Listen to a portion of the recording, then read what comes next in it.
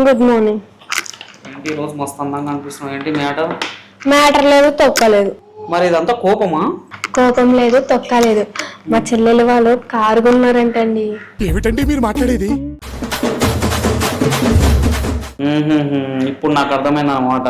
నీ మొహంలో పడే తంటకి నీ కడుపులో మంటకి ఇదన్న మాట కారణం అయితే. మా చెల్లెలు కారు కొంటే నాకెందుకు మంట? అది హ్యాపీగానే ఉంది కదా. అంటే ఇప్పుడు అర్జెంట్ గా నేను ఒక కారు కొనాలి అంటావు? అర్జెంట్ గా అనట్లేదు, కానీ కొంటే బాగుంటుంది కదా. అయినా బైక్ మీద పోతే ఎండకి ఎండ, చలికి చలి. అదేంటే మరి ఎండాకాలంలో ఎండ, చలికాలంలో చలి లేకుంటుంటదా? అందుకే కారు కొంటే ఎండ కొడితే ఏసీ, చలి పెడితే హీటర్ వేసుకోవచ్చు. ఓహో, అంటే మొత్తానికి ప్రకృతికి విరుద్ధంగా బతుకుతా అంటావు? అది ప్రకృతి విరుద్ధం ఎందుకు అవుతుంది?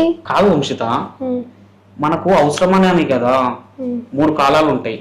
కానీ మనం ఏం చేస్తున్నాము? చలికాలంలోనేమో వేడిగా ఉండాలి, ఎండాకాలంలోనేమో చల్లగా ఉండాలి, కానీ నా ఆరోగ్యం మాత్రమేమో మంచిగా ఉండాలి. ఏం చెప్పావురా? ఇందులో నీకేం అర్థమైందిరా? అర్థం కాకే ఏం చెప్పావురా అని అడిగాను. ఎట్లయితే వంశిత అట్లా అయినా వంశిత ఓ కాఫీ తీసుకుంటా పో. కాఫీయా? ఇప్పుడైతే ఇన్ని చెప్పినావు. అయినా పశువులు కాఫీ, టిఫిన్ 3 చట్నీలు ఇవన్నీ తినవు, అందుకే వాటికి బీపీ షుగర్ ఏవిరా. అయిందా? బాగైందా? ఓహో, నీకు ఇట్లా అర్థమైందా? అర్జెంటుగా 2026లో కారు కొనాలి.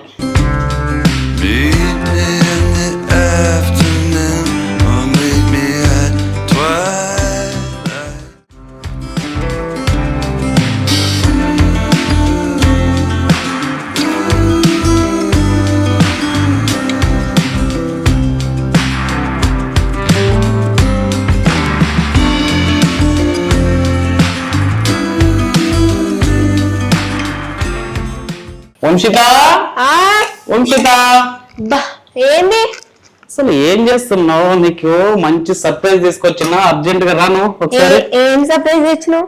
చూపిస్తాను నీకు. వంశిత, నీకు సర్ప్రైజ్. కళ్ళు తెరుస్తాను చూడు, నీకోసం ఏం తీసుకొచ్చాను. ఏంటిది ఇది? నువ్వు మార్నింగ్ అన్నావు కదా, దానికే ఇది. నేను కార్ తీసుకురమ్మన్నా, స్టిక్కర్ తీసుకురమ్మని లేదు. నీలాంటి ఇన్లాజిక్ ఫెలోస్ కోసమే నువ్వు ఇట్లా అంటావని ఒక గొప్ప కవి ఓ మాట చెప్పిండు. ఏమని? ఫస్ట్ మీరు కారు కొనాలి అని అనుకుంటే కారు పోస్టర్ ని కొనండి అని, అందుకే తీసుకొచ్చారు. ఎట్లుంది? ఏంటి వీళ్ళకి ఏం అర్థం కాదు. వంశిత, అరే నువ్వు ఎందుకు అట్లా హట్ అవుతున్నావు? అసలు నేను ఏమన్నా కార్ పోస్టర్ కొన్నా, తర్వాత కారు కొంటాం. నాకెందుకు రావు ఇలాంటి ఐడియాలు? మా పెద్దనాన్న కొడుకు కారు కొన్నప్పుడు ఇట్లనే ఒక స్టిక్కర్ తెచ్చి అతకబెట్టిన. ఇంటెనకలోడు కారు కొన్నప్పుడు ఇంకా పెద్ద స్టిక్కర్ తెచ్చి అతకబెట్టిన. ఇప్పుడు మళ్ళీ స్టిక్కర్ తెచ్చి అతకబెడుతున్నావు. అసలు ఏంది నువ్వు? నాకు అర్థం కాదు. ఇన్ని రోజుల నుంచి నువ్వు కార్ స్టిక్కర్ తప్ప చేసింది ఏం లేదు. వంశిత, చెప్పేది విను కొంచెం. అరే దేనికైనా టైం రావాలి, మనకు టైం రాలే. ఇంకెప్పుడు వస్తుంది టైము?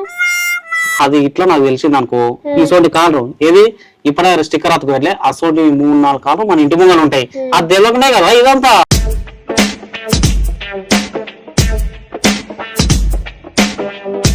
అవునా? గంట ముందు చెప్పేది ఇదే మాట. గంట ముందు చెప్తే ఏం చేసేదాన్ని? ఇంతకు ముందుకే జరిగేది చెప్తాం, జరగబోయేది చెప్తాం అని జ్యోతిష్యం ఆయన వచ్చిపోయిండు.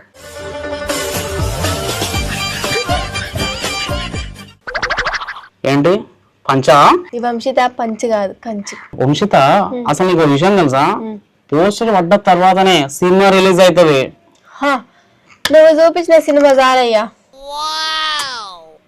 నువ్వు తప్పు అర్థం చేసుకుంటున్నావు వంశిత. ఈ రోజు నుంచి కారు కొనే దగ్గర మామూలు కష్టపడను ఇంకా నేను. చూడు చాలే, నీ బొజ్జం చూస్తే తెలుస్తుంది నువ్వు కష్టపడుతున్నావు లేంది. వంశిత, ఏంటది? 2 ఇంచులు కడుపు బయటకు వస్తే దానికి పేరు బొజ్జ, పుట్టన. అలా అయితే మా మొగోళ్ళందరూ నీళ్ళు లేని బాయ్ చూసుకోవాల్సిందే తెలుసా? బొజ్జని బొజ్జనే కదా అంటారు. అయినా మీ మొగలందరూ ఎందుకు లాక్కొస్తారు? అంతేగాని వంశిత, మీకు మాత్రం ఓ 45 ఏళ్ళు వచ్చినా గానీ ఆంటీ అని మాత్రం అనొద్దే. అయ్యా, నువ్వు కొంటేనేమో కారు కొను, లేకపోతే ఊకుండు. అంతేగాని ఆంటీలని బొజ్జలని ఇవన్నీ ఎందుకు చెప్పు? మన ఇద్దరికి పంచాయతీలు. వంశిత, బీ పాజిటివ్. ఎందుకలా? అవునా, నాది ఓ నెగిటివ్ అందుకే ఇలా.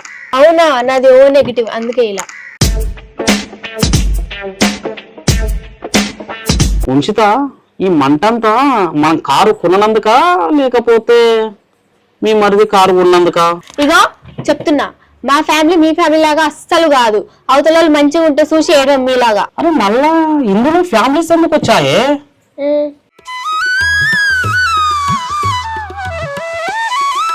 చూడు, ఎట్లయినా సరే కారు కొంటా. నేను చెప్పేది కూడా అదే.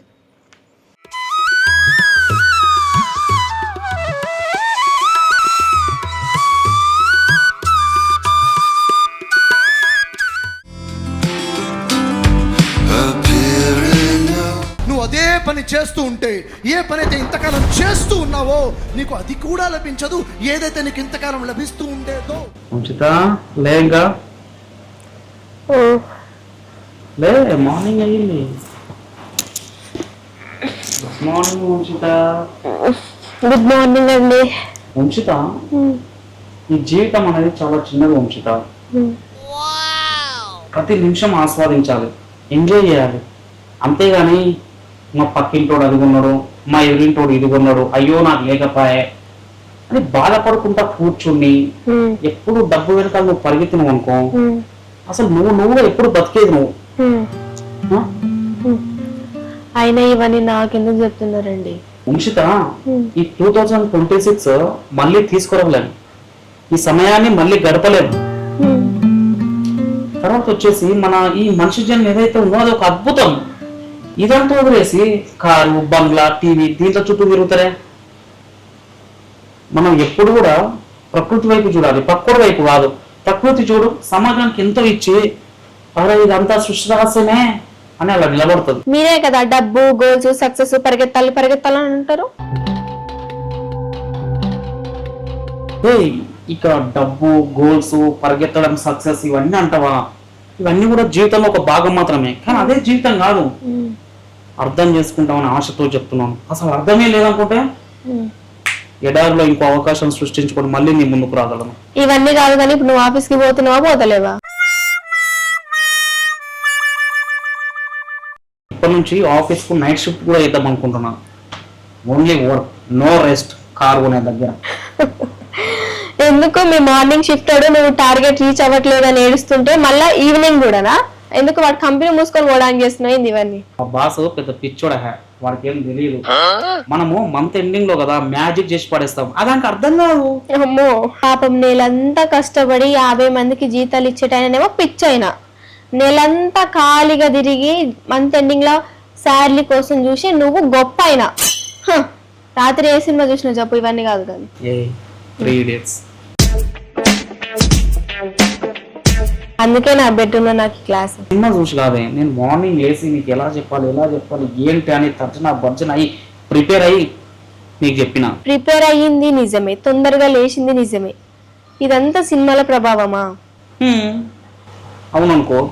అయ్యా నువ్వు ఆ కారు కొనకున్నా సరే కానీ ఈ రిలేటెడ్ సినిమాలు చూసి నన్ను సావగొట్టు. కానీ నీ రియాక్షన్ మాత్రం ఆపి. ఇంకా తెలుసు వంశిత, మీలాంటి భార్యలు ఎప్పుడు కూడా మాలాంటి వార్తలను తొక్కేస్తూనే ఉంటాం. తెలుసు నాకు, అది సహజమే. ఇలాంటోడు ఇంట్లో లేకపోతే ఇల్లాలికి ఇరికాటమే కదా. ఇరికాటం, ఇల్లాలు, ఇలాంటోడు. Wow, what a line, what a thought.